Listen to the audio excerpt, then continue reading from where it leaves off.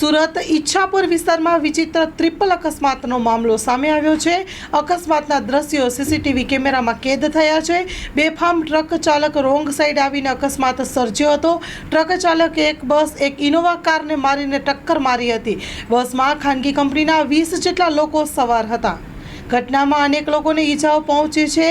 Hazira Ichchhapur road પર વારંવાર આવા અકસ્માતો થતા હોય છે, જેને લઈને સ્થાનિક લોકોમાં ભારે રોષ જોવા મળ્યો હતો। એડમિશન ચાલુ છે।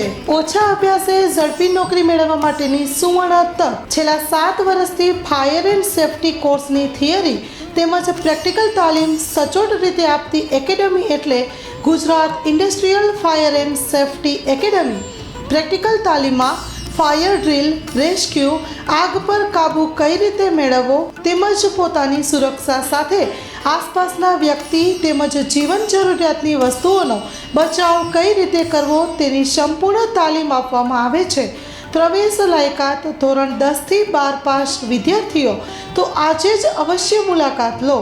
Gujarat industrial fire and safety academy Bhuj. અમારું સરનામું નોંધી લેશો। બીજા માળે રાષ્ટ્રભાષા ભવન, બસ પોર્ટની સામે, ભુજ, કચ્છ।